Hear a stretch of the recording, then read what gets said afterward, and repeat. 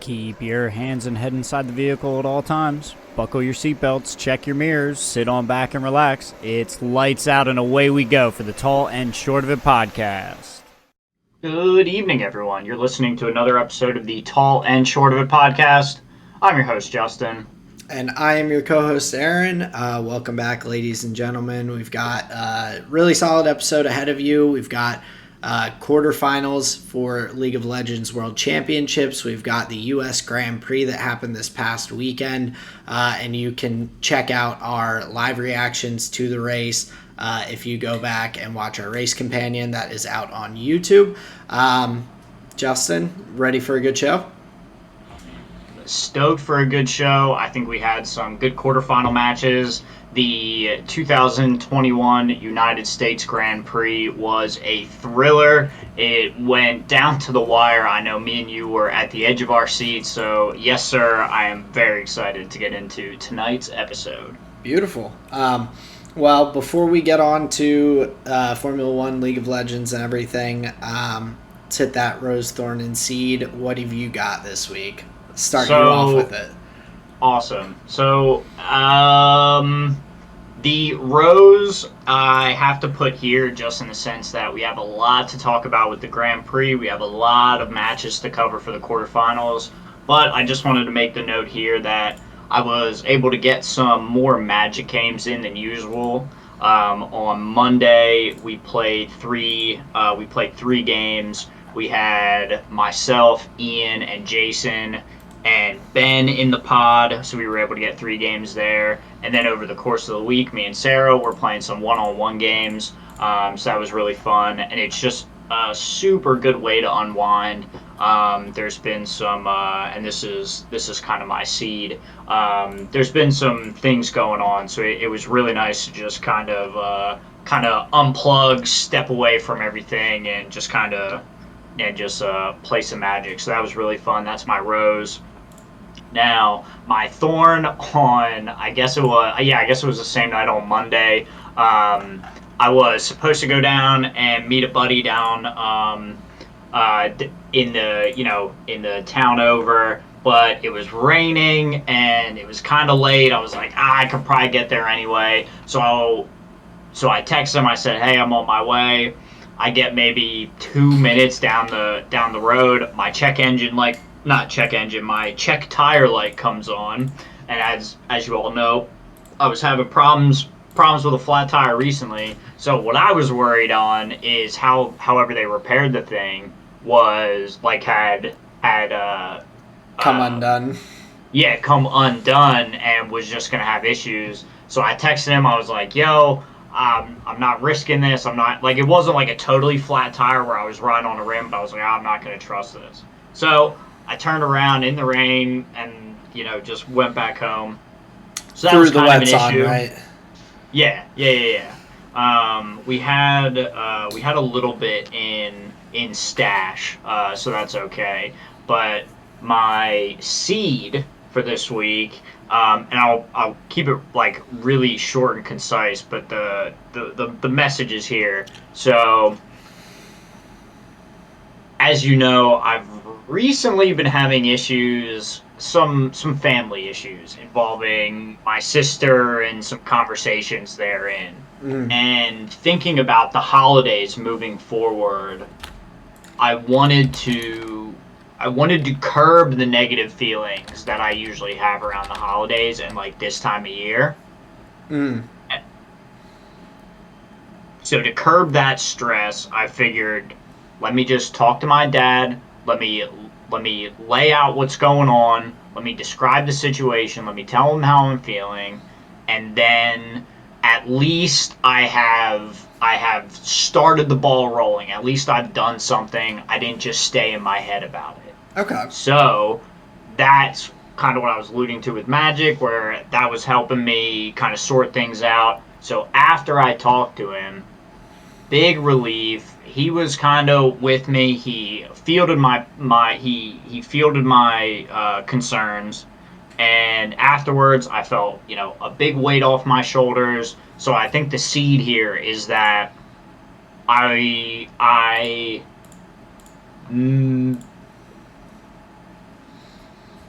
I was able to communicate to him in a way that I've previously been unable to do, where I kept it calm, cool, collected, and was able to just clearly state my points, where he was able to receive them in a manner where neither of us were like butting heads or being combative in any way, even while dealing with something that was like super uncomfortable and probably one of the toughest conversations I've had.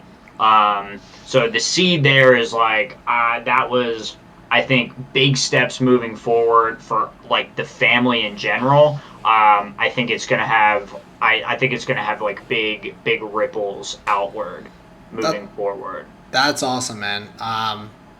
As I mean, you know about me, tough conversations with family and parents is not something I look forward to either. But it really sounds like you handled it like in a really positive way, and I'm glad that your dad was like receptive to it, because I know just even talking the other day or a couple pods ago about you're going to be going and seeing the new James Bond movie. You wanted to start like getting to talk to him more and get to know him better and everything. That's like a pretty cool thing that you're able to like kind of start that off on a difficult kind of conversation. And hopefully you guys can just have more other conversations down the line, but hopefully this one also just has a positive effect for you guys. So Yeah, it was definitely a good thing. But that's been my week. Give me your rose, thorn, and seed, man. Let's keep it moving here. sounds good.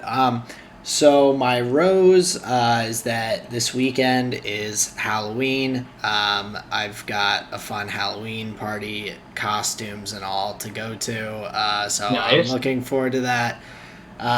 Should be a good time. The thorn for me, or my main thorn, is that my mask for the costume has not come, which is concerning. So Will it, do you think? Do you have an estimated ship date or like an estimated delivery? So I had ordered one mask about 2 weeks ago, and it said that either, I forget if it was today or tomorrow. Either today or tomorrow was it's like the latest end of it's like we'll get there by. It was like we'll get there between the 21st and the 28th. And I'm like, okay, like I ordered this 2 weeks before Halloween, like should be good. And so that one says that it was shipped on the 15th, but then it says that the U.S. Postal Service is still awaiting the item from the seller. So I've gotten no updates in, I don't know, whatever, it's been 12 days about it moving anywhere. So on Monday, I was like, this is getting risky. I was a little nervous, so I ordered a second one, same mask and everything, from a different seller that had Prime, the 2-day shipping on their thing. So I ordered that on Monday. Today would be 2 days. That one has still yet to ship as well. And so that one was expected Friday. So I still have a couple days. If it ships out tonight, hopefully it will be here. But I had to start looking at alternative options. And so I spent part of the beginning of my workday researching. The mask is from Squid Games, and the mask has all these geometric shapes that make it up. It's not smooth or anything.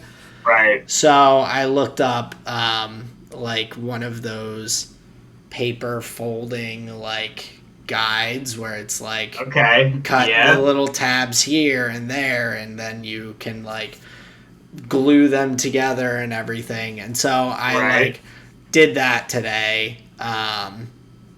During my break. It actually turned out pretty well, and I'm going to probably spray it with enamel and then spray paint it black on tomorrow or Friday, just to finish it off and be okay, this is my backup. So, but What time do you need the mask by?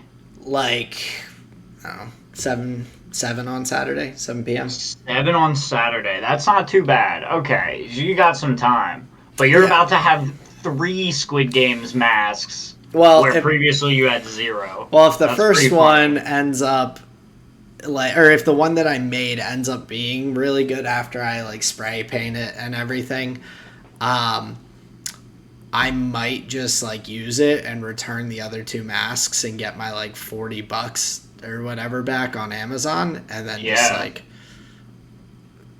just use my homemade mask. Yeah, DIY all the way, man. That's dope. Man, I Yeah. bought stuff at the dollar store for it to make it and everything. Dude, see, I feel like that's where you should have started. That's so exciting. It probably is, and I really enjoy doing things like that, like Yeah. crafty, even though I'm literally doing basically like a paint by number.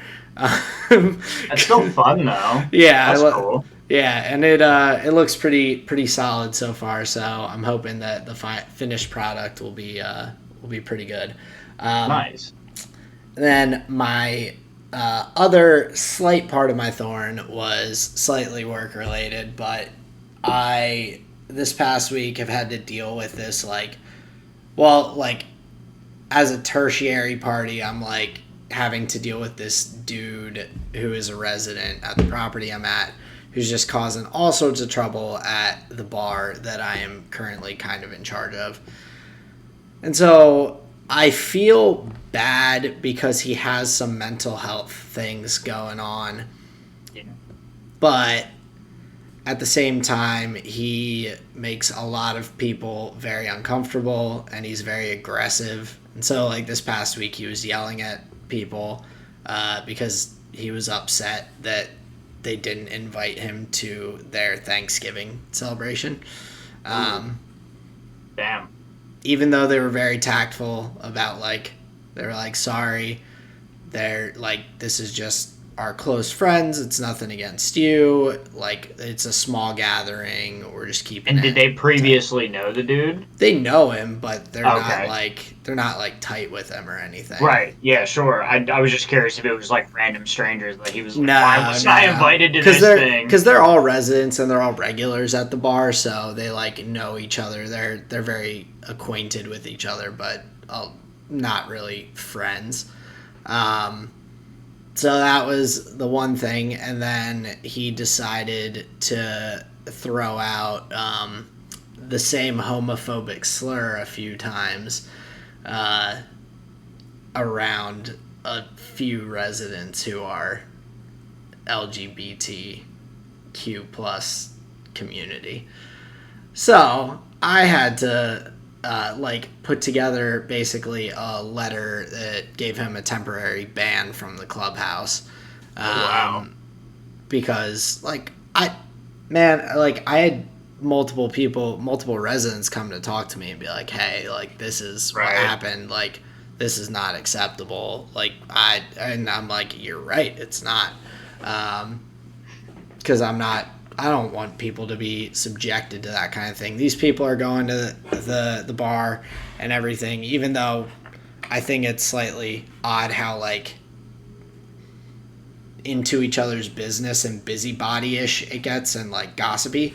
But nonetheless, they're going there to chill out and relax after a busy day of work and all. And the last thing anyone needs is for someone, even though the slur was not thrown directly at people, it was said with the understanding that there are people from that community there. Yeah. And That's not cool. like, people shouldn't have to deal with that No, not at all. like when they're trying to have a beer to relax because their boss is a shithead or whatever. They're just trying to chill out. Right. Dude, man, fuck that guy. That's not cool. Yeah. And like I said, I feel for him in some sense because his like mental health stuff makes it more difficult for him to hold his tongue. But Yeah. as a grown adult man, I also I can't accept that that's completely out of his control. Yeah, So and how much like do you have to participate in that? Like you don't have to allow him. I that's pretty tough. Hopefully that yeah.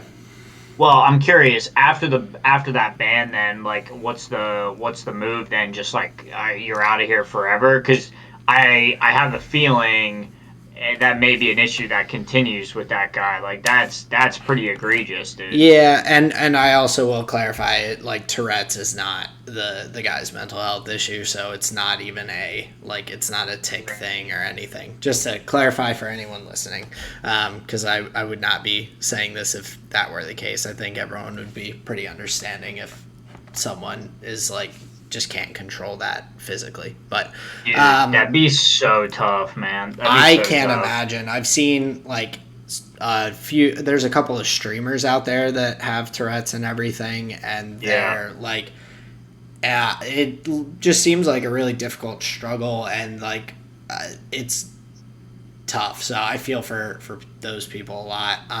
Sure. But now I guess the escalation with him would just be like longer ban first, and then kind of a 3 strikes you're out, unless he does something really egregious. But Sure. it's just like, I don't know. I'm hoping that this will be a little like mental reset for him to be like, oh wow, I need to like get my act together. Yeah, people Because like aren't cool with that shit. well, and this is also not the first thing I've heard about this guy. Like he's made people uncomfortable before, but it was nothing quite like that, and more of a you all are adults, like you can figure this out on your own kind of thing. Sure. So I know of him and everything, and I'm just like, I think he needed a forced break from being there and being a part of all that. So hopefully it's for the better. It was a pretty annoying and frustrating thing to have to deal with though this week. So not ideal. Yeah, that's really tough, man. I'm sorry you had to deal with that. Yeah, I mean, it comes with the gig, but Sure. yeah, things like that are just, they're not fun. No one wants to have to deal with shitty things like that. So, but my seed is there's been some interviews for the manager position at this clubhouse recently. And I feel like I've been able to kind of keep getting things a bit more organized, like keep getting little bit by bit improving it to where it'll be easy for someone to come in and kind of take the reins and like get rolling and all. So I am excited about that because it'll bring in the right person hopefully for the job, and I'll be able to kind of hand off a well-oiled kind of system at that point. So Yeah, that's sweet, man. I'm happy to hear it. yeah, so definitely a good seed. I'm not like rushing to get out of this place. I do enjoy a lot of the people that I work with, so it's been nice to like be there. But yeah, in general, I don't know. This role is a bit too much drama for me. So Sure. I'm Yeah, I like, can see that. I'm kind of cool with them finding someone to take it over. So Well, but that's dope that it's not your favorite, but you're still leaving it in a good position. I think that like speaks to a high level of work ethic. Keep your emotions out of it. Just do good work. yeah, that's what I try to do, and it's always a bummer when I'm leaving like at the end of it, just because I'm like, well, because I do really enjoy the people I work with, so that makes it tough. Or But I feel a lot better about like this one than I did at the last one, where I felt like I was still, when I got pulled, there was still a lot of work I could have done to help get that place a little more together. But so I feel a little bit better about this. Been able to kind of do that so far. So nice, nice. Now, has it been the same time frame given? um Because that would be an interesting metric to go by. Is like how much you were able to get accomplished, like in a certain window. Like if it was like a 4 week period. pretty similar. It's been a little under 2 months at the current spot, and the other spot was just about 2 months. That's dope. Okay, So cool. Yeah, so I'm definitely they're different positions, so like some things are a bit easier than others to kind of Gotcha. get in order and everything. But I feel pretty well accomplished with like what I've done so far and what I know I'll have time to like get done prior to the new person. So Sure. Nice. So yeah, that's my Rose, Thorn, and Seed for this week. Hell yeah, dude. I like it. Yeah. So I guess we've got a lot of U.S. Grand Prix talk. Starting off with Martin Brundle getting snubbed going through the on track pre-race area. Did you see? Was that when we were watching, or was that a video I must have watched after? I'm not sure I saw that. Talk to me what 'Cause happened. Martin Brundle was going through and doing his little, no, might not have been Martin Brundle. You're talking about Will Buxton? Yeah, Not our boy Will. was it Will that was going through and got snubbed by Megan Thee Stallion and her bodyguards? That was probably just the interviewer. No, Whoever was doing the interviews. it's like no, it wasn't Will. This is gonna. I know bother I me. didn't see that. I didn't even know that that person was there. Oh, is it Ted Kravitz? It might be Ted Kravitz. Not Ted. Oh, this is gonna bother me, so I apologize for everyone. Was it?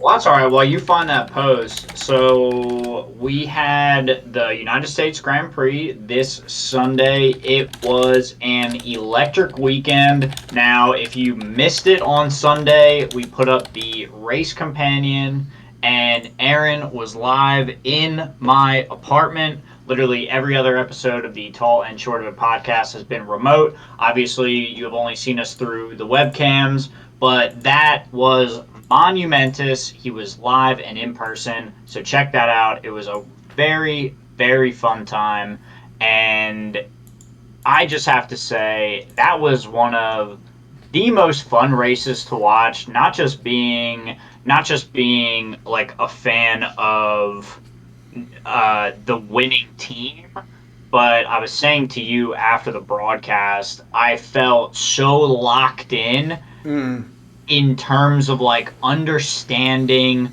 the sport, where maybe previously we had pieces of it, we hit on certain elements, maybe we were wrong about this or didn't understand that, we have questions about what's going on, but this is the first time, and there were some key conversations that we had during the race that like really helped just like put all the pieces together, and I think this is a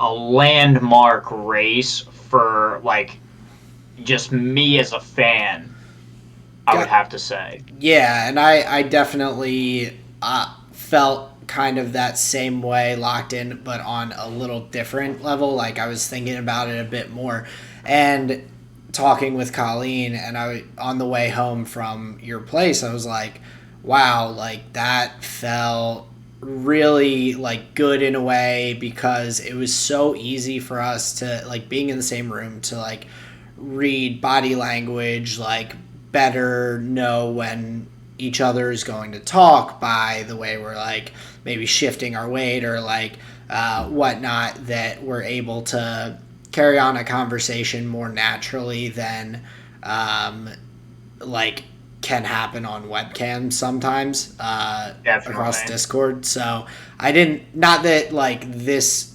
isn't comfortable or anything, but it felt a lot like easier, more natural being in person and everything. So that, along with it being a really good race and really pretty entertaining one and all, to kind of talk about in terms of strategies and things like that while it was going on, was a lot of fun.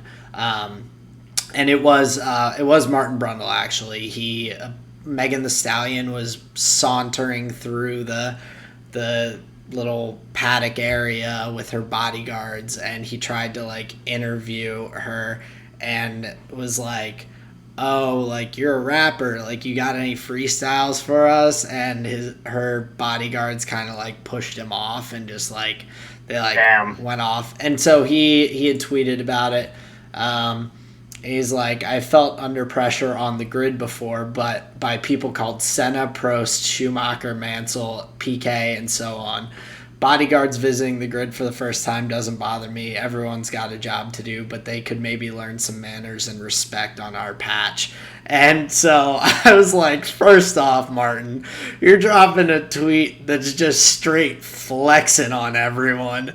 You're like, oh yeah. I've fucking been against Senna and Prost and Schumacher and all these guys that are like legends of Formula One. It's like, those guys make me feel pressure. This ain't shit. But also still being like pretty respectful. Like, hey, they're just doing their job, but like maybe people should try and like look up some typical expectations or whatnot before going out there, because they apparently another part of that from the video that I saw with like the snub and everything, celebrities are asked ahead of time whether or not they like want to or are okay with being interviewed and stuff like that by like crew.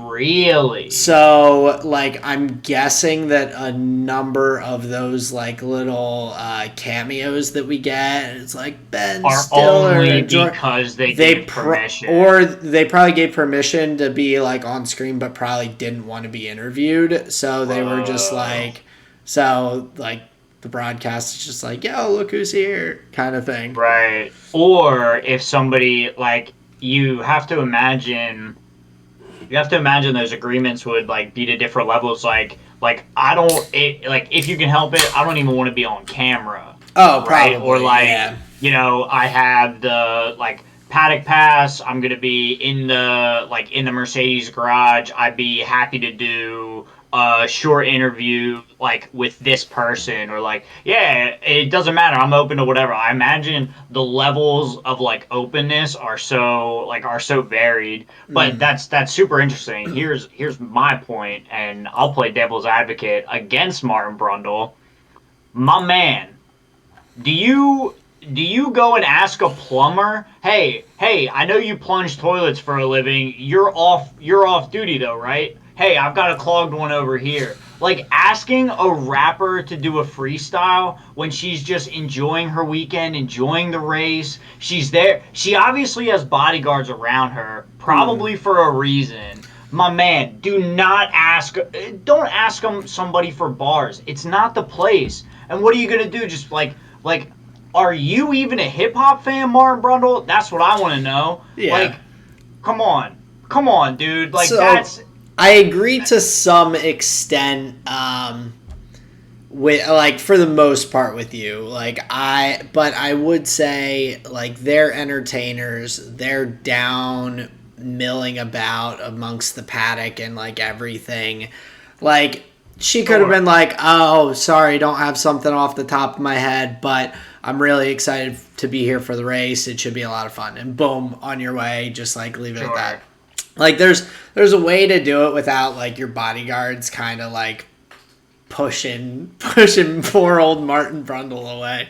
Like it was still I think he could have asked a better like question, be like, oh, like Megan, like I know you're a big rapper from, I think she's from Atlanta or whatever, like have you watched Formula One before? Is this your first race? Are you excited? Like, you could ask a better what question. Got you interested? You're like, Americans aren't typical fans of F1 in general. Like, what brings you here? Is it like just it's a big event going on? It should be a lot of fun. Like, I'd be curious about that. Like, yeah. There are people that I would... Asking her to drop a freestyle is just low. It's just like big low-hanging fruit, man. Like, stop. That's not interesting, man. Yeah. And then how much... okay, so let's pretend for a second she did rap. That could have been just the most painful 45 seconds of every F1 fan's life. Like, we don't know the crossover between, like, hip-hop and F1 fans. Especially Austin, Texas F1 fans. They could have been like, what is this lady doing on our stage? We don't need this. Like, it could have been outrageous. So, Yeah. I think Megan Thee Stallion... She's from San Antonio, so that might be why she was there. But you would never know based on the interview. Exactly. So I think I think mistakes were made on both sides. I think talking to strangers is probably pretty difficult, and that's a funny instance of it. Definitely. I think it's got to be tough on him though, being on the grid and just them being like, "Yep, we're gonna throw it to you," and like find something to talk. It seemed very like, here, find something to talk about. So he's like milling about, talking like, oh, we're at the like race, everyone's getting ready and blah blah blah. Oh, Megan Thee Stallion, like someone was like nearby, and so gotcha. It was it's just a weird scenario to be in, but I thought that was kind of entertaining when I watched it. It was very uncomfortable to watch, like the whole interaction and everything. Sure. I highly recommend it. Great cringe if you're interested. So nice. Okay. So speaking of, so we love a funny interview. We clowned on Serena Williams. That's. And don't worry, we are not done clowning on celebrities before the end of this F1 talk. So well, the interesting thing, I'll just follow up with that. The interesting thing that I heard, and this was, I heard this on the F1 Nation podcast, where the female host talked about she wants to see Yuki Tsunoda on the podium at the United States Grand Prix with Shaq like delivering the thing, just so you could see. Because we talked about it with Max, where like he was only like half a head tall, even on the top step of the podium. But how funny would it be with Yuki Tsunoda? And that had me dying. I was like, that picture would be so fucking funny. I'm finding what Yuki Tsunoda's listed height is, because I need to. Oh. What is he? 4'8"? No, he's 5'2". Oh wow. And then Shaq is 7'1". So Shaq is almost 2 feet taller than Yuki, and Yuki 5'2". I know from I don't know if this is a thing in F1, but I know for most sports they always like slightly over exaggerate people's like sizes and everything. So like if Yuki played a sport other than F1 and they said he was like 5'2", 125 pounds, I'd be like, oh, he's 5'105". Like, he's like, people are never as big as their listed heights on like for sports or anything like that. Can you imagine? Like, he would have to bend over to hand that to him. Yeah, like 2 feet taller than someone is a lot. That's like me versus a 9-year-old. Mm-hmm. Like, actually, that's probably like me versus like a 7-year-old. Like, that's a huge difference. That's insane. Yeah, you could. That is take over your country size difference. You know what I mean? Oh yeah, I gotcha. Yeah, that wouldn't be fun. That would not be fun. But yeah, so Shaq was there too. I imagine there were many. I imagine it was a star-studded crowd, you could say. But the one thing I wanted to ask you about, and then we can like kind of talk about the teams and the race in general. So, from one of the well-respected voices of the F1 content community, said that this is the golden age of Formula One, and we should relish in that. What do you think about that as like a new fan? How does that make you feel? Like, having it be such a historic sport, how does that make you feel thinking like, oh, is this like really as good as it gets? And just tell me, what are your thoughts about that? Oh, I guess I have like two instinctual reactions to that. One, I feel very lucky to be around for like what people are like some people would say is a golden age of F1. I think the fact that over the past 3 years or so, I have gotten to see as many different like world champions compete is really cool. I mean, between Lewis, Seb, Kimi Räikkönen, Fernando Alonso, potentially Max if he like continues on the trajectory he's at. I expect even if not this year, in the coming years, for him to be a world champion. Like the fact that we've gotten to see so many of those people race together on the same grid is pretty wild. Along with like a lot of the young talent, so I think it's really, really awesome to see that and kind of be around for that. The other reaction I have to that is that I have really enjoyed going back and watching older races and things back from like the 80s, 90s, 2000s in F1. And I enjoy that content and all of those races and everything almost as much as I do watching things live and not knowing how things are going to turn out. So even if the golden age is like this right now, that stuff's not far behind. And so that's pretty nice that F1, for me at least, has a very like high floor for entertainment and my enjoyment of it. I am very happy to be an F1 fan, especially during like this era.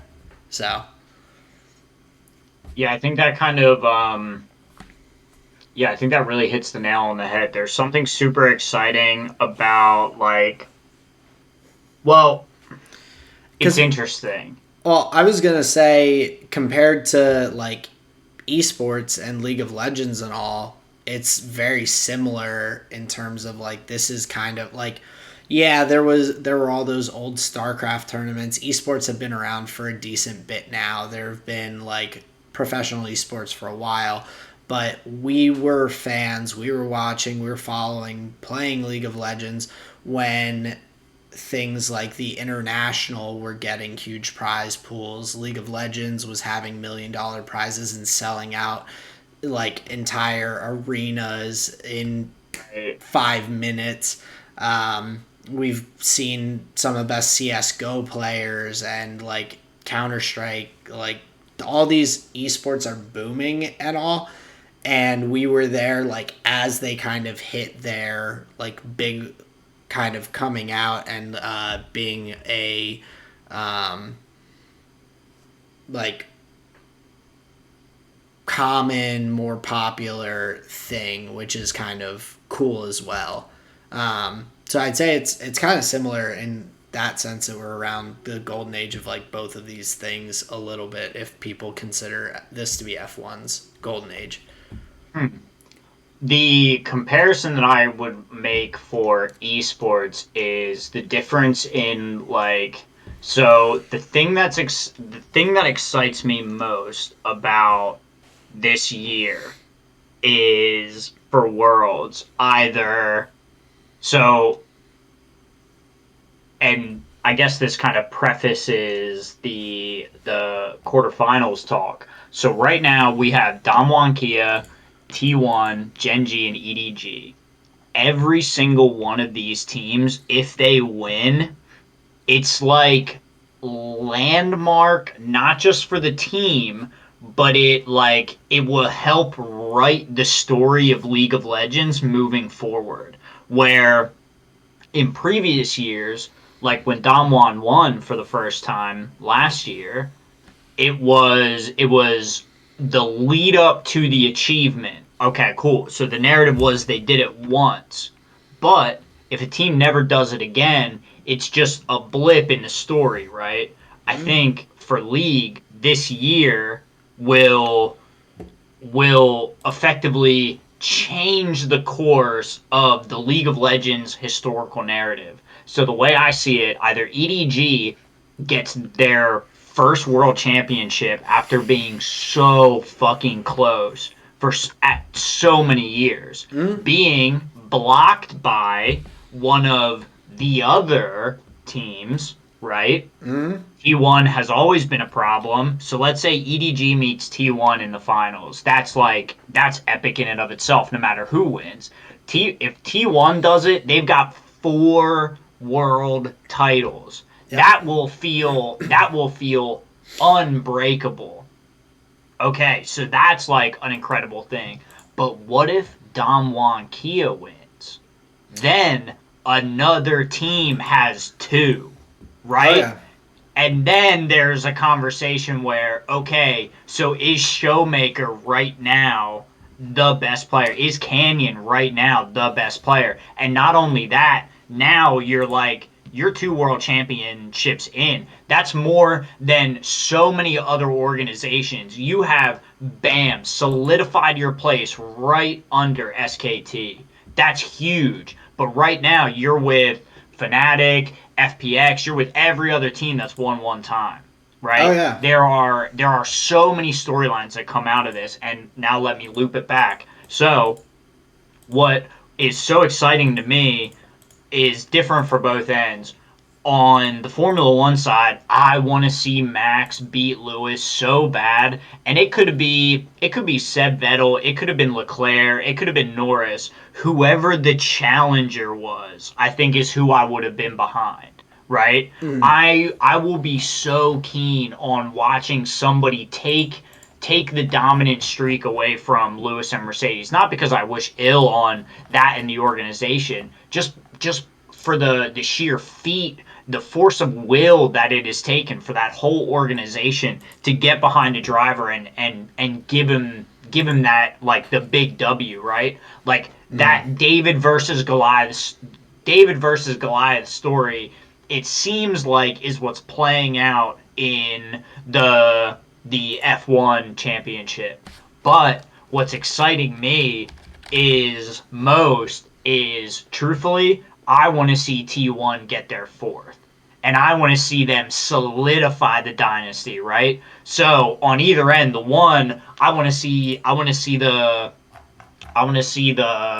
title, like, solidified, and in the other arena, I want to see it taken away and have a new challenger up on top. Well, and I think the other point with that is someone's getting a 4th title also, no matter if Damwon or T1 win, because Koma is now the coach of Damwon.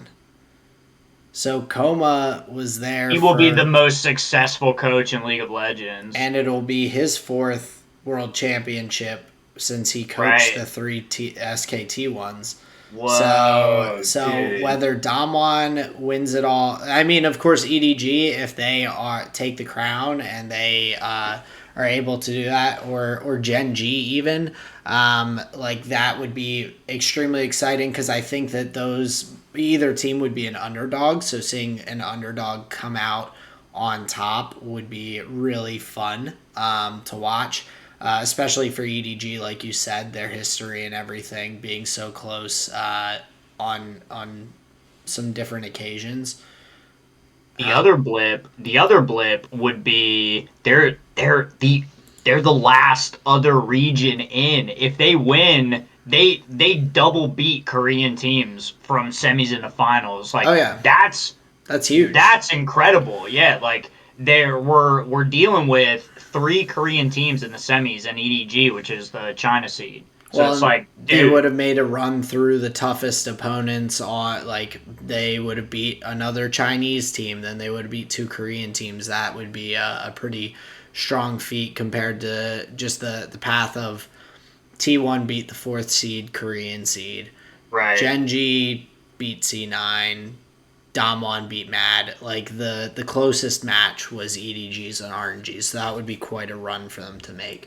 Right. However, we are getting a little ahead of ourselves. Yeah, just a little bit. But No, I think just in general, it excites me that we are kind of in the heyday of multiple different things that we're both really into. So hearing that this is people who have been around the F1 sport for a long time are considering this to be a golden age, or throwing that out there even is pretty cool to just be a part of that. So. Yeah, I definitely agree. So I just found that to be fascinating. But on to the championship and the 1-2 right now between Lewis and Max. Yeah. So the term that we used for Mercedes over the weekend was Lewis just felt inevitable in the race on Sunday. You compared him to Thanos. I mean, and the team feels that way, man. Like even when it felt like they made a suboptimal pit timing choice right within the window of, it was probably what, 3 to 4 laps was the window there, and even still he was able to just fucking take chunk after chunk after chunk after chunk out of Max in that last stint. It's crazy.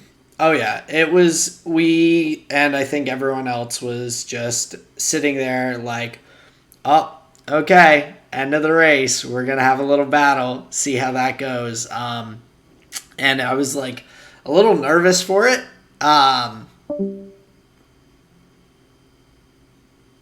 He left. Yeah. What did it say? Unexpected disconnect. Let's do.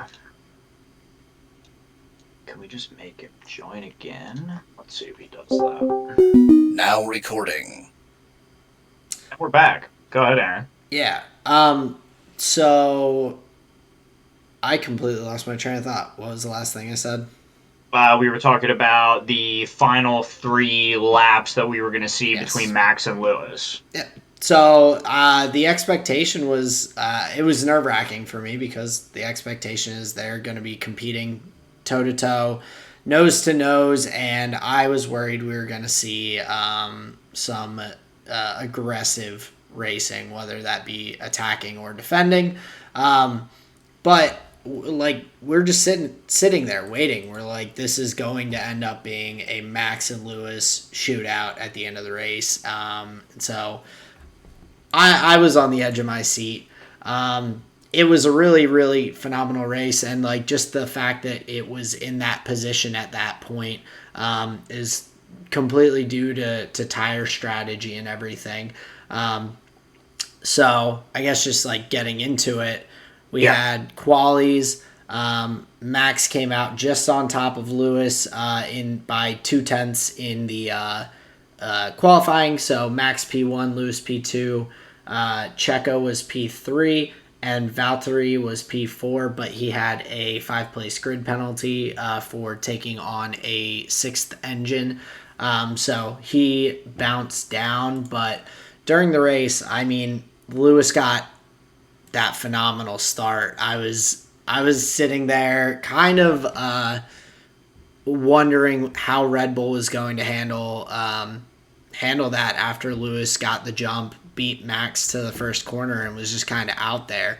I think during the race companion, I know we had talked about the undercut potential and everything, and I think earlier than either of us expected, Max came into the pits for that undercut. What I guess with the tire strategy, did you have any expectation going into this about what the game plan would be? Because I feel like I have not seen very many races where the 2-stop is the go-to strategy. I feel like most of the time people prefer a 1-stop strategy. So I'll get a little bit in the analysis here. So when we were watching FP3 on Saturday morning, they were talking to some of the fellas in the garage, some of the individuals in the garage, and the expected temperatures and the way that the track, the asphalt of the track they predicted was going to lead to increased degradation, increased tire temperatures. So even Friday, towards the end of FP3, they were expecting a two-stop strategy. Gotcha. So going into the race, that was why I stuck on the point about, I believe it was Ocon that went in super early for a set of hard tires. That's why I was super stuck on that point, because if everybody knew it was going to be a two-stop, all eyes were going to be on the Alpine and on Esteban Ocon, looking for the times that he was going to be hitting on the track. So I actually thought the tire strategy was fascinating because they had a marker out on track by like lap 3. They knew what the end of the race was going to look like based on what Esteban Ocon was doing, given a couple of seconds, for talking about like track evolution and this and that. And it seems like all of that data, all of that prediction, the teams had it, and even the drivers had it. Max said on the radio, "Yo, you guys better pull Checo in. Like, that's the right move, right?" So even the drivers knew the wear on the tires, and I think they figured it out pretty early on Saturday morning. Yeah, that makes sense. I was not aware of that going into it, and I kind of wonder, and so this is like more of speculation for the future, which I hope does not happen because this was really fun Grand Prix, but in previous instances, we've seen the FIA choose a different selection of tires from the C1 to the C5 for races that the previous year like had higher deg for the tires. So, for instance, I forget, there was one earlier this year, maybe it was last year, where they were like, oh, the previous year there was this issue, like someone's tire blew trying to push a one stop all the way to the end or something. They like whatever, and they picked, instead of like the lowest hardness of tires, like the softest, second softest, and third softest as the set, they like amped it up and picked like much harder tires so that the tires would last longer and like have less degradation and stuff like that. I think it's fun to kind of have these kinds of variations and everything where you have to look at different pit stop strategies, and you have to look at, oh, okay, maybe I have to do a two-stopper instead of a one-stop, or see some variation of people trying to run one to the end, or someone deciding the two-stop is going to be quicker than a one-stop, even with the time loss and everything. I think that adds a nice little wrinkle into the game plan. So that was kind of cool to watch. I just hope that next year for the U.S. Grand Prix that they don't just like, oh, well, we have to go with harder tires because no one could go for it. And I mean, 2022 will have different regulations and all, so who knows, but I thought that was a cool little... Yeah. So the previous United States Grand Prix was cold and rainy. So even if they want to change the compound year to year, there's still no guarantee that the weather's going to be okay, that the conditions are going to be right. So it may not always be just based on degradation or whatever. It could be based on, weather, track resurfacing. It could be a myriad of things. But it sounds like what you're really hitting at is like, you want to see racing, and when you pick those harder compounds, you get slower cars. You do get slower cars, but you also just in general, like, if you are doing that to if you're doing that to make a one-stop strategy the best strategy, then I don't find that fun. If you're doing it because that's the best way to make sure that the race is safe and that tires aren't blowing or there's no issues, I completely understand that.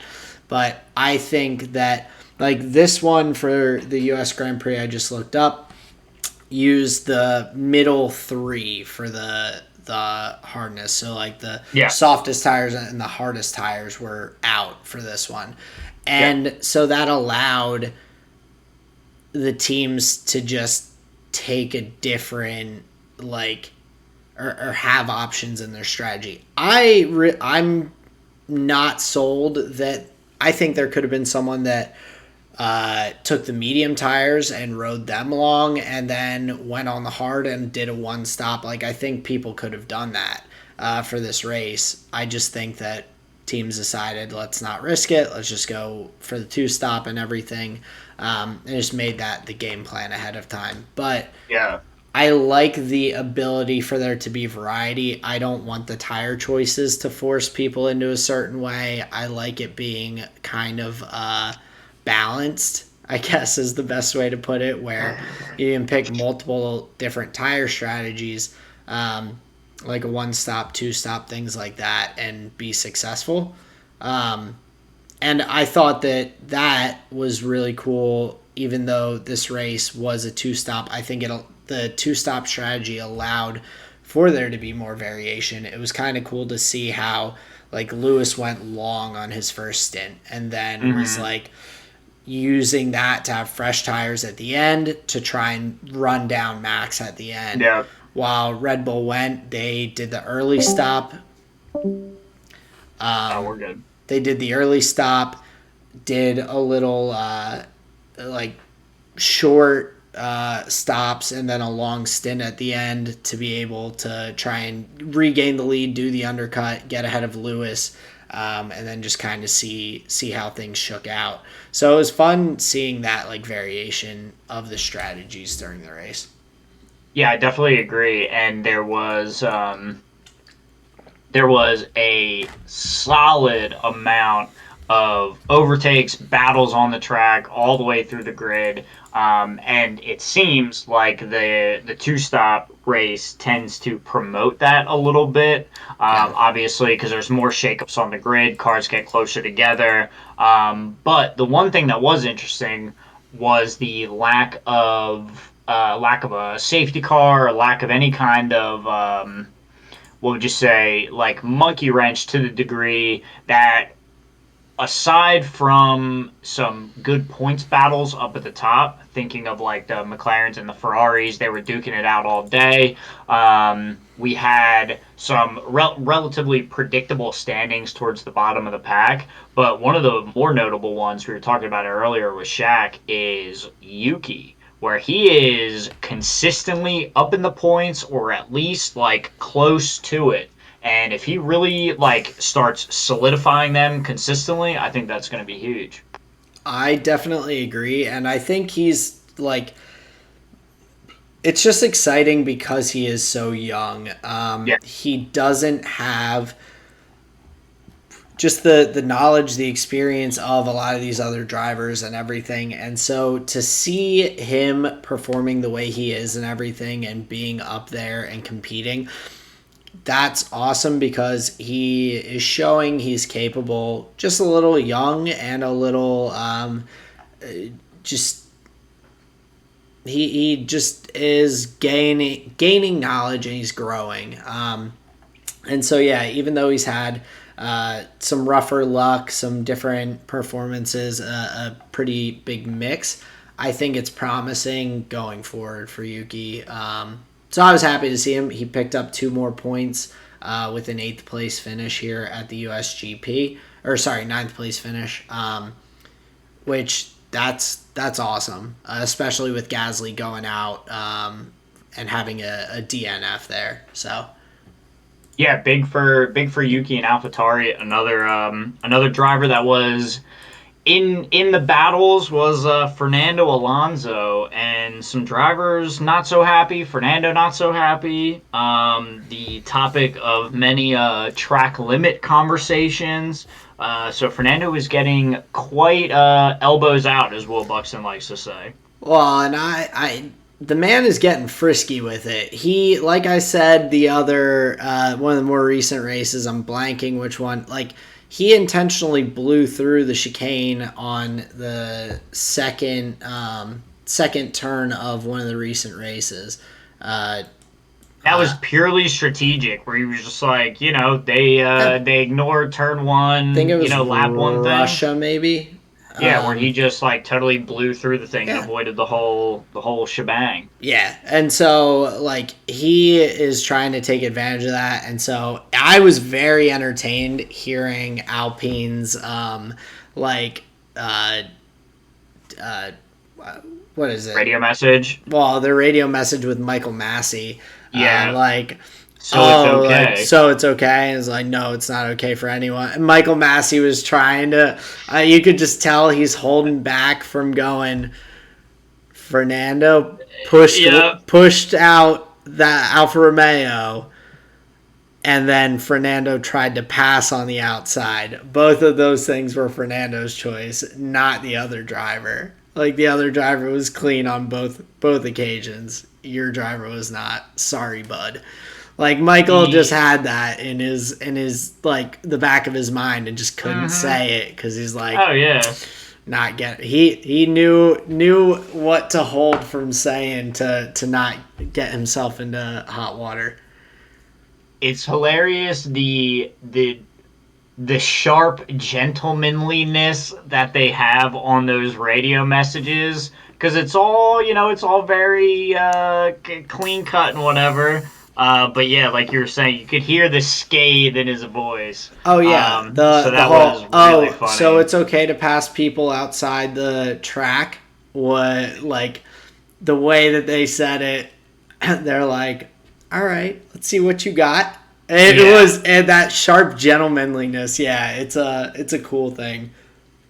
And only only those racing drivers, because even the drivers say it, where it's like, oh, it happens, unfortunate, yada yada yada. But it's too funny. And Fernando was even on the radio as well. So yeah, they were just they were all over the road. That is I'm starting to think that is just a staple of being a top driver in F1, is like immediately having that message to your team about like and I mean, it's very common among all drivers, but like the top drivers all seem to be very in tune with the rules and trying to catch other drivers on them. Like, yeah, Max, that's a really good point. Max and Lewis with like their radio messages when they've had incidents, like, oh, he turned in on me, man, even though like I don't know if that's all, or like Max, oh, that's what happens when you don't give me space, like those kinds of things. Are like, the other guy's forcing me into this situation. And Alonso is like the same way.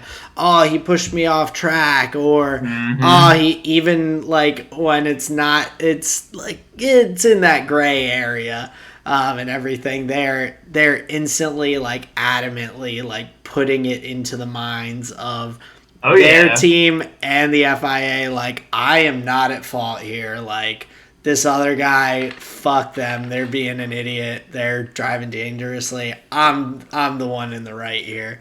And that's the power politics. That's the like they're like lobbying for their side very quickly, whether they're right or wrong. Oh, 100%. But it's like go ahead. Oh no, like it seems to be so much more common from these drivers who have like a winning caliber about them. And I think kind of speaks to that a little bit too. You have to be kind of, F1's a weird sport a little bit, where you have to be good at kind of the politics to also excel in the F1 world. Because to get a seat as a driver, like, there's so many people vying for these seats that are all very good and very competitive, coming from F2, F3, all those things. Right. Like, you've got to have that little bit of kind of just navigating those situations, like through what you say as well, along with being able to put it out on the track.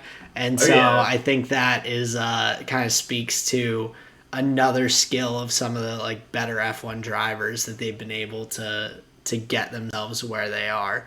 I mean, Fernando's a two-time world champion. I'd say Seb Vettel is also someone who can be like that. Four-time world champion. Lewis is always doing it. Seven-time world champion. Like, I think that is kind of a trait that is kind of behind the scenes a little bit, or like less thought of some of these guys. So I thought that was kind that's of a entertaining. great point to make. Yeah. So, man, and they were definitely getting into it as well, especially with all the it wasn't only during overtakes. There were some questions of track limits just on the harder laps. oh yeah. So yeah, lot going on the track and over the radio. Now tell me, who would have been your driver of the day if you were voting? If I was going to give a driver of the day, I think I probably would have gone with Charles Leclerc, because I really feel like the Ferrari's obviously just not as fast as the Mercedes or the Red Bull right now. It's just not in a typical race. And he kind of just controlled that whole like P3 position the entire time. He had a really, really solid qualifying in P5 just behind Valtteri, who had the penalty. So he put himself in fourth on the grid just to start, and from the get-go they went for a pretty solid tire strategy with Ferrari as well to give him a good opportunity to be up there. They kind of set him up for as much success as they could. And if the Red Bull and the Mercedes cars were a little worse than what they are, like he would have been fighting, because he drove a really, really good race and had just a really solid weekend. And really boosted the Ferrari back up into that constructors competition, like just bringing that back. They're only 3.5 points back from McLaren now for third place. Like he is pulling them back into that fight. So that's kind of my big thing. He didn't do anything crazy, but he drove just a really solid race throughout. So, and he ended up +1. Started fifth, ended fourth. So that was that was huge. Yeah. So, or was that only because Valtteri? Well, he started P4, finished P4, but I think that's the best he could have done, and he didn't make any mistakes. Right. So, and without someone higher up on the grid, Max, Checo, Lewis really fucking up. That was his highest potential for his race finish. So sure. Yeah. So how about yourself? Do you have anyone that kind of stood out to you, like on the grid? I know Max got it, but would that be your choice, or did you have someone else in mind? I would say Sergio, because he did that whole race with no drink, and he was sick, and he finished P3. Which was awesome. There was no sign of that really going on with him on the track, which is crazy to me. So even on Checo's worst day, he is third on the grid in that Red Bull. So he would be my driver of the day, because I thought that was pretty impressive. Nice. Well, Someone kind of missing from the conversation. What do you think about Valtteri and his performance this weekend? Because I mean, he's the only one. Obviously, he took that grid penalty to start, but only one of those top two teams that wasn't vying for the podium and everything. I think we're starting to see, or maybe I'm willing to acknowledge the issue, although P6 in a race where he was back a little further at one point, where it didn't seem like he was going to do so hot. There's something about Valtteri where he doesn't do that well in traffic, although I think the double pit stop really helped him here to not gotten drowned out of the points, because I think at one point he was like P11, P13 until the second pit stops, if I'm not mistaken. So Valtteri doesn't look good during the race, but somehow he gets points and he ends up at the top. So there's that. But yeah, just like kind of uninspired. I just think the pit windows really helped him here. Yeah, and I mean, just talking about like what you had said about Lewis. Lewis is inevitable. Every time we see him back, starting further back in the grid, we're always just like, oh, when's he going to catch up to everyone? Right. How long is it going to be until he's right up there in that lead pack? Like, how high can he climb? Because even from P20, he's going to end up in the points. Like, you just know Exactly. it. And you just don't get the same sense with Valtteri. I think he slightly got, even with I think the two-stop strategy helped him, but I do also think that he did get pushed out a little bit on the optimal tire strategy by Mercedes. He pitted 2 laps later than Lewis, which was, Valtteri was third to last of the people taking their first pit stop, so he got pushed down.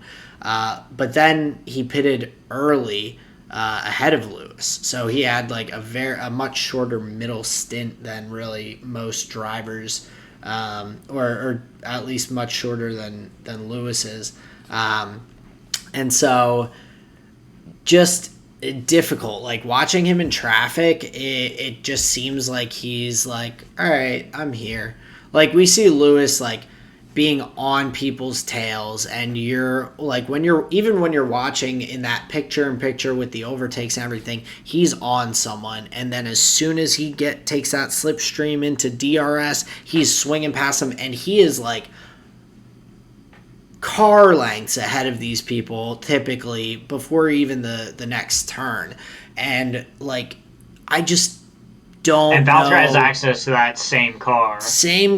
It's just either he's not as aggressive when he has to overtake, or he's not as comfortable like being on that close on people to be able to make the right moves. I don't know what it is, but it was like I mentioned it when we first heard he signed with Alfa Romeo. Like, he doesn't look good driving through packs. Like, I'm concerned that he is going to look really bad next year in Alfa Romeo, since they are going to be probably a middle to back of the grid team. Like, unless Valtteri really levels them up in some way. Yeah, unless he has like a great off season. And the way he's driving, like right now, he's going to be in traffic consistently on Alfa Romeo. Like that, I would put a lot of money on the fact that they will not be competing for the constructors next year. Like, likely not, but I think Valtteri is a good enough qualifier that maybe that helps him out. But yeah, in the races where he doesn't qualify that high, or with a worse car, penalties, it's gonna not look great, I don't Sure. think. No, I definitely agree. I agree. And I think that's disappointing, because I think we saw just the other race. Like, he led from the start. He won the race, had a phenomenal performance out. Like, just start to finish, close it out. But he just looks so much worse when he's not in open air. Sure. So that's a little bit of a worrying trend, I would say. A worrying trend for sure, but we'll definitely keep our eye on it. Yeah. Yeah. I guess, did you have any other specific notes or teams you were still looking to talk about? I don't think so. I think we covered all the main points. Maybe spent a little too much time on Shaq for my taste. I don't even know the guy, but no, I think that's all I really wanted to say about the U.S. Grand Prix. If you want to, again, if you want to hear our up close and personal takes from the race, go back and check out the race companion that's live on the YouTube right now. But Aaron, talk to me about these 4 quarterfinal matches that we have. There was a lot of LCK dominance, but yeah, what'd you think overall? I know we mentioned them earlier. I mean, it was a relatively boring, I would say, quarterfinals, just in terms of, What? for, But for the most part. I mean, the series all kind of, I think, shook out the way that we pretty much expected them to, except maybe the RNG EDG series being as close as it was. That was probably, in my opinion, well, it was easily the best series of any of the quarterfinal matchups and everything. So I did really enjoy watching that.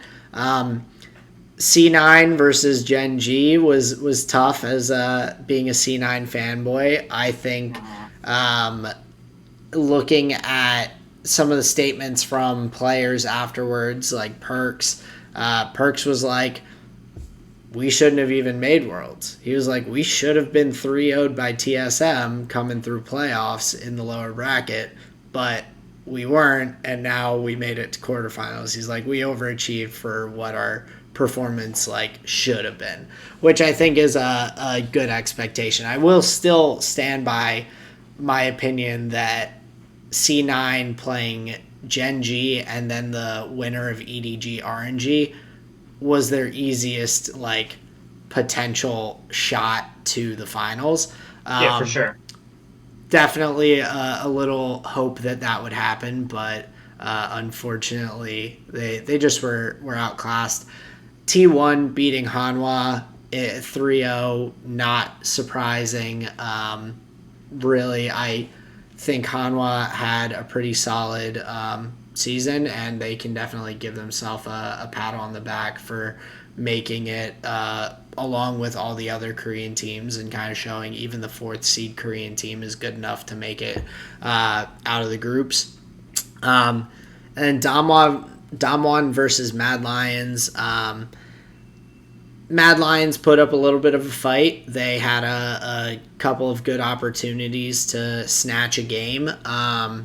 But I think overall they also were just kind of fighting little David versus Goliath, and David did not come out on top. So Yeah, I think I would have to agree with you on most accounts there. yeah, Unfortunately. not to say that I still enjoyed these series. I enjoyed watching, and even dominant games, you can still glean some good entertainment and knowledge about players. I still very much enjoy seeing players playing at their best, and so seeing T1 being so strong and looking very dominant, and then seeing Damwon kind of being like, hey, no matter how far a team is ahead of us, all we need is a couple of team fights, and pulling that together, finding ways to make that happen, to just solidify their games. Very, very fun to see how teams kind of make their way through, even if the results were about what we kind of expected. So Yeah. Now so EDG and RNG, there's the most meat there, obviously, that went to 5 games. I was surprised to see such a focus on the blue side picking the Yumi, and they paired it with both the Ezreal and the Misfortune. And interestingly enough, and I'm saying this going forward into the semis and the finals, so that was blue side picking it, but red side won both of those games where it was like blue side favored, and then EDG took that fifth game with the blue side Yumi Ezreal. I'm curious if the Yumi. I say this to say I'm curious if the Yumi is going to be as high priority in the pick and ban when there are other things that seem to be doing just as well. We saw EDG kind of liking the Rakan, and things like this. I still fully expect Yumi to be getting looks and all, and to be pick ban. Honestly, I just don't think maybe Ezreal is the strongest pairing with her. I know they get like they try and get like the bruiser jungle, but is that where these teams want to be? Where these playmaking supports are just like hanging out on their ADs and junglers? um, yes and no, just because of the fact that, I mean, yeah, like there are there are support champions that will be able to make a much bigger impact if played to the highest like level. Mm-hmm. Yumi is stupid easy to play and has a very low likelihood of fucking up comparatively.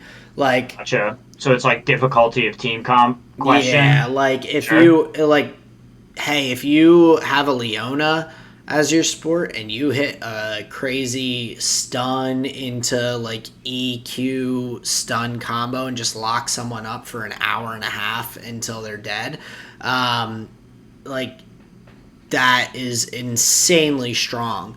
But the fact that you, as Yumi, can just constantly heal your AD carry, you are not at risk of getting picked off away from someone, because you're always really, unless you're just like going to ward, you are always on one of your other champions. So you're going to at least have an even kind of matchup. So very safe, very easy, and hard to mess up. I think the fact that she's as strong as she is right now just makes it hard not to pick that champion. I think it's too easy to be as strong as it is, which makes it just an easy comfort pick that you're like, hey, I can't screw this up. It locks in that we're gonna have a stronger bot lane, and like there really aren't a lot of downsides to it at this point. Yeah, I would say that's pretty good analysis. I like the amount that we got to see Rise in that series. I think EDG was playing it super well, and there's something really fun about watching Scout play Rise. I think his play on that champion was super super crisp. So that being a focal point of the series as well was super fun. Oh, absolutely. And I was impressed with kind of like the bouncing back and forth of some other picks, like the Graves, it being picked by EDG in games 2, 4, and 5, and by RNG in game 3, and just seeing, or actually, I think I had that back where I think Flandre had it every time. Yeah, I had it wrong. Flandre having it every time. Like, that's such a strong pick. And honestly, I'm like surprised that that's not getting banned as much, like the Yumi kind of has been. I feel like that's another one that's like on that same level for me, that's like hard to fuck up. It's strong pretty consistently, and everything. So that's another one of those picks that, from watching this series, I was like, that's going to be an issue. Let me use your comment here on Graves to slide our conversation in the direction of Damwon Kia. I we talked earlier about like or you had said earlier that there's still something that you can learn from like 3-0s and like really dominant performances. So in the Damwon game, there were two things that really stood out to me, and the one I want to talk about with Graves. So it was very early on, I think, in game. Yeah, let me pull up the pick and ban so we can see it. It was. It would have been Rakan versus Graves. So I guess that was game one. Yeah. Yeah, Rakan versus Graves. So that was game one. Mad Lions went for, I think it was like 6 minutes in or so. It was the like support roam timer off, I guess like the AD's first back. I guess that's what that is. Yeah, where they usually roam the mid. jungler's first back as well. Yeah. So it would have been Elyoya and Humanoid push forward for Showmaker and trying to get first blood on him.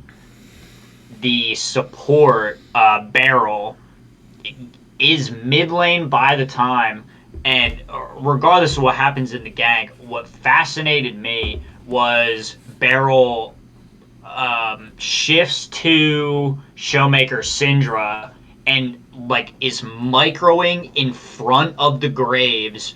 Like he's putting himself in between Graves and Showmaker. And the way Graves' auto attack works is it is like a shotgun where like you can eat all three of the shells, but they can like spread, right? So Beryl was playing so heads up, trying to buy time for Showmaker Just to just body get blocking. damage out. Yeah. And that is like micro play like you would not believe. I was watching that terrified for T1. Watching that terrified for the teams like for any of the teams that may have to play Damwon in the finals because they are playing at a level both micro and macro that is like it's not just better than you. It's like outside of the box understanding something in a whole different way. Like all tournament long, people have been playing Graves, and I've never seen anybody do that in the way that Beryl did it. Like it was just this is how he always does it. Yeah. It was terrifying. Well, and that alongside with just their like you said, their macro and their kind of awareness of like things. I mean, there were multiple times in game 2 that they were losing pretty heavily to Mad Lions. Mad Lions had a great lead, were ahead in the game. I mean, even at the end of it, Mad Lions still was extremely competitive kill-wise and gold-wise. Like, the teleports and baiting in Mad Lions, utilizing your 4-man squad to pull Mad Lions away from the Baron, bait them into a fight that they thought they could win, or at least hold them off long enough for Khan to come through with a TP, Kennen, flank, ult, hitting multiple people every time, winning fights almost single-handedly. Not almost, just single-handedly. Those like, Kennen ults were insane, dude. Just disgusting. And yeah, like that kind of coordination, like they realized where they were at. Like teams don't get a gold counter of like, oh, we're up 4K gold, oh, we're down 5K. It's just like gold. a feeling. It's all by feel, and they were like, okay, like we're losing this game and we need to find a way to come back.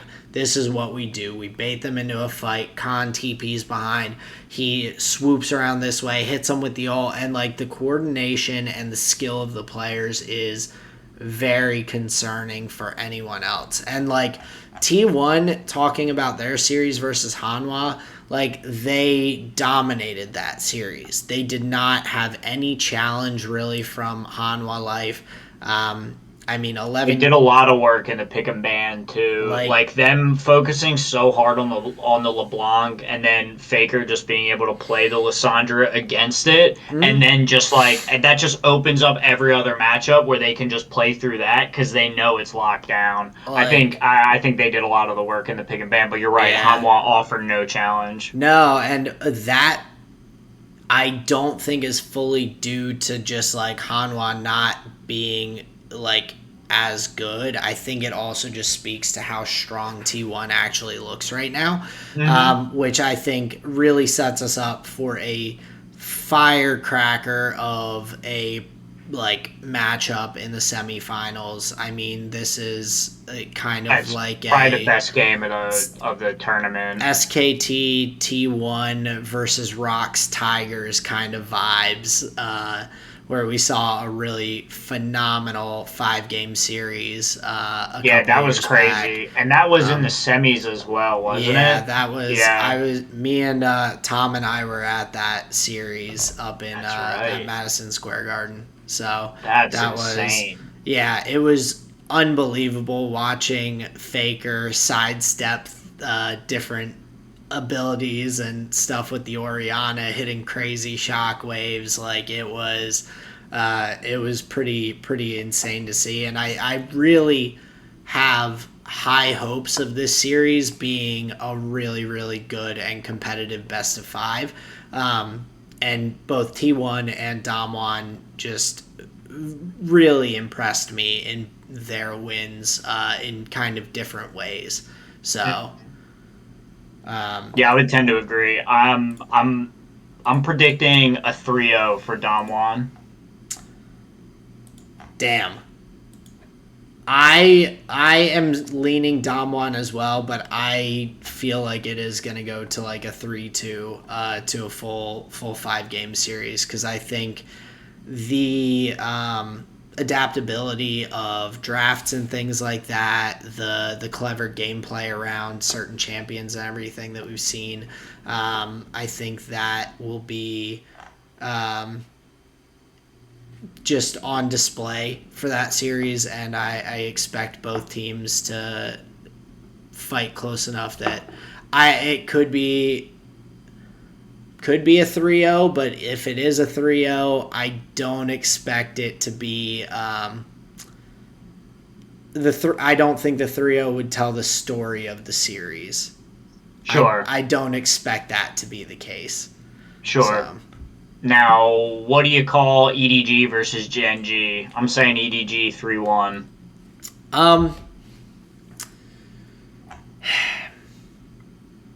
I feel like I am gonna. Yeah, I definitely give favoritism to EDG in that. I think 3-1's a pretty good score line. I think Gen G versus Cloud9, they obviously were just the better team, but I don't think that they were super dominant. I think that C9 kind of made some missteps through that series to let it not be as close as it could have been. And the fact that Gen G still took a long time to kind of close out like game 1. They got an early lead in game 2 and just snowballed it, but like they weren't as decisive in their victories against a team that was clearly worse, whereas we saw EDG face a very competitive RNG team and come out on top. So yeah, I think a 3-1 or even a 3-0 to EDG's side would not surprise me too much. I just think that they have a really solid lineup, and I feel like they kind of have a little bit of an advantage in a number of different roles. I think their bot lane is probably a bit better than what we've seen from Ruler in Life. Yeah, So. I think that would be my big sticking point. I think Viper and Mako are playing very well right now. Viper looks awesome. Yeah. So I think that's going to be the biggest thing. I think BDD versus Scout and kind of the top side of the map looks. That will be exciting. That'll will be exciting. That'll be fun just because of the quality of players we're seeing against each other. But I think it's going to be a little, or it'll be much closer, so less of a deciding factor. As if the bot lane of Viper and Mako just kind of dominate on over Ruler in life. So yeah, I think that's a pretty fair analysis. Yeah, but I am very excited to see kind of how everything shakes out. And Saturday, 8 a.m. baby. Wait, did you say Friday and Saturday? I think so. Man, no, Saturday, Sunday. Saturday, Sunday, gotcha. Yep. So 8 a.m. both days. I'm looking forward to it. It's gonna be It's gonna be a lot of fun to watch. So. And like we said, like we had set up earlier, pretty much no matter who comes out on top of any of these series or any of the final, it's going to be, I think, groundbreaking. Oh yeah, I mean, just each team does kind of have a story and everything, so I think that's really going to be a lot of fun to see. So looking forward to it. I would just key to the game. Ban Kennen. Yeah. Don't give Con Kennen. Just don't do it. Dude. My God. My God. Well, I guess before we head out to the flavor of the week, did you have any other topics, any notes that you wanted to hit before we move along? I don't think so. No, I think this could have been a very different quarterfinals analysis, but lo and behold, this is the one that we got, just based on how dominant some of these teams were. Yeah. So yeah, that's kind of all I have to say. What were you chomping on, Aaron? What's your flavor of the week? Oh, so flavor of the week, I'll hit you with the first thing.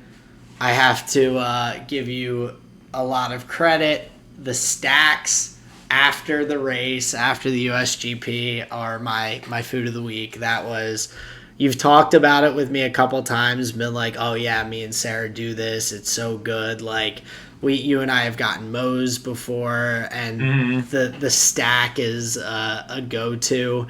So such a winner. Getting to have it, I was sitting there eating it, and I'm like, I could eat this 5 nights a week. Like I could prep this stuff and just have it in my fridge and just heat this up in a pan 5 nights a week, and I would be very happy with my life. Yeah. So I'm glad you liked it, man. That's dope. Yeah. So I was very happy about that. Really, really tasty food. Sarah did an awesome job, like getting all the stuff together for it and everything, and you showed me the ropes. So, dude, you went so rogue with it. But what was awesome was it ended up like working out perfectly, and it all sealed up really nice. Oh yeah, so I loved watching your like. That was very like Wild West stacking. If you ask me. I just went for it. Yeah, that was like the most overstuffed stack I'd ever seen. But like you did it and you ate the whole fucking thing. I was like, damn, this guy. Go hard or go home, man. Yeah, for real. So that's awesome. What's your visual medium? What were you watching? So it reminded me going through my notes from old episodes, but you had recommended a couple of movies to me at one point: Idiocracy, Mr. and Mrs. Smith, and A Quiet Place. I forgot to tell you that a couple weeks back, Colleen and I watched A Quiet Place, but we just watched A Quiet Place 2 the other day. Okay. And it was really, really solid. I enjoyed those films a lot. Really cool concept and everything for the post-apocalyptic world and everything. And kind of edge of your seat, like, you're rooting for it to have a happy-ish ending, like as happy as that is going to get in the film. but yeah, I was like on the edge of my seat, like waiting to see if things were gonna work out, what was gonna happen. And the dynamic of there being so little actual talking and conversation throughout, just makes it that much better, because it just leads to a lot more anticipation and trying to like you're focusing so hard in on these fine details of how people are signaling each other, what's going on, the little tiniest noises and things like that, that I feel like it pulls you in and draws you more into the movie, which was a pretty cool way to do a film. So Yeah. I thought that was really, really enjoyable.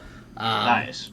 And for my music, this week I have been kind of in a little bit of a like two genre vibe. So as I'm making my like fall playlist, it's gonna clash a lot, I feel like, if it's on shuffle, but I'm enjoying like so like I'm listening to a bunch of like country folk music, because it just gives me fall vibes, hay rides and shit like that.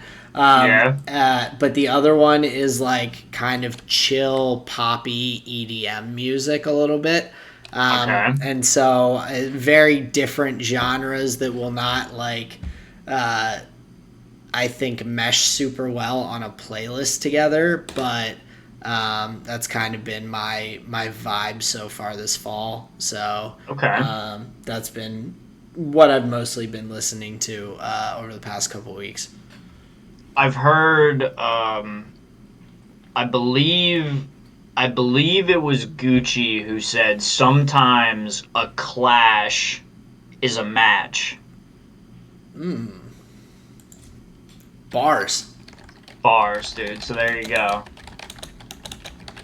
But yeah, so that's been my my flavor of the week. How about Nice. yourself, my friend? So we got some interesting stuff here. So for my music, I went back to an album that I hadn't heard in a long time, but with the way I was feeling, I had Sarah put on Streetlight Manifesto's "Everything Goes Numb" when we were playing some Magic the other night, and it is a collection of songs that feel very real life person feelings put to great horns and a fast pace. So I think it was a good way to kind of feel the things that I was feeling in like an upbeat type manner. So Streetlight Manifesto was key this week. I have not thought about that band in a really long time, but man, So they are really good. I remember listening to them a decent bit in high school. Mm-hmm. And that is also like that's one I might have to look back at, because some of this like chill poppy EDM I've been listening to, I've been really enjoying stuff that has like trumpets in the back, like subtle The trumpets. horn line. Like I don't necessarily need like the trumpet to like dominate the song, but I like when it adds like a unique feel to it by just having it there. But Streetlight Manifesto is a really, really solid group to check out for anyone. Sidebar: one of my mom's favorites, Bruce Springsteen and the E Street Band. Before he passed away, gentleman's name was Clarence Clemens. I believe he was the saxophonist in the E Street Band, and the flavor that his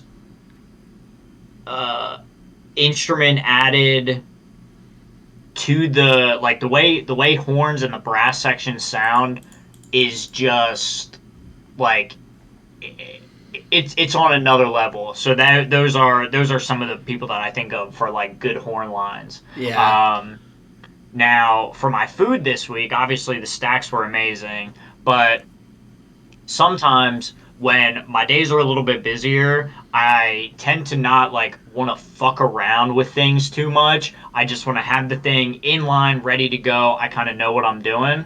So I'll mention two things for that. So I like a prosciutto sandwich with just like some kind of mustard on it, like usually like a spicy brown or whatever. Okay. And we get it like by the pound at Shady Maple, so it lasts for a long time. And I can just throw a bunch of slices on a piece of bread, and like there's lunch taken care of. And then also like Nature Valley bars have been crucial for breakfast because a lot of times I would never eat breakfast, but if I get like some nice protein, some sweet in me, it at least I have something in my stomach. I know it's not like the best breakfast ever, but it at least makes me think about it. I don't eat So breakfast, that was huge. so I mean, I eat like one meal a day. Well, I mean, if it's a massive thing, Oh fair enough. yeah. But how do you do the Nature Valley granola bars, man? They are so crumbly. Well, no, it's the sweet and salty ones. Because you're right, they are so crumbly and dry that they're terrible to eat. And Yeah, the like dry mouth honey in the oat morning. or whatever is Nah, rough. you don't go that route. You don't go that route. You make it enjoyable to eat. So I get the sweet and salty. We either get like the caramel cashew nut ones or like the dark Okay. chocolate with the little Like drizzle on almonds it. and stuff, and Yeah. gotcha. Okay. So what we learned is that dark chocolate in small amounts is actually kind of good for you. So you just kind of lean into that, and I supplement my breakfast with a little bit of dark chocolate or some sweetness to like help jumpstart me a little bit because I always would just like avoid breakfast. Yeah. But I found it helps sometimes on the busier days. Nice. And then for my visual medium. Not a movie or a TV show, but I was playing a couple just a little bit. I was messing around. I was tinkering and tuning. So I have an old Grim Dawn character that when me and Ian were like, we were grinding levels just forever. We were trying to beat it on all the difficulties, trying to nail like a bunch of the achievements, and we had kind of fallen off playing it together. But like I really, really like those games. Just like dungeon crawl, loot, get better equipment, put it on, it looks dope, and just do like exponentially more damage. Just that play loop over and over. And I went back, I checked on one of the old characters that I had started. He's like level 55. He's got a really good build. And so I logged a little bit of time into that, and like I'm kind of hooked. I was like thinking about it all day, and I was like, I could put a point here. I'm thinking this, I need that. I was like thinking about the armor and stuff, and like, all right, like what level do I get to upgrade? Like blah blah blah. So I'm just like, I'm back in it, and there's something. I think I've refound my enjoyment of solo video gaming again. I don't know where it was lost. I don't even know if it was lost, but I found something about the solo game again. I think that might be a little bit of like some of the more fun games that I've played recently, at least, have been multiplayer with like friends. I think I get a lot of enjoyment out of just playing with friends in general. Yeah, so, for sure. And you've been doing that for just like myself a long time. We've been playing League as squads for years and years and years. Oh yeah. Getting into For the King and these other like multi-person games.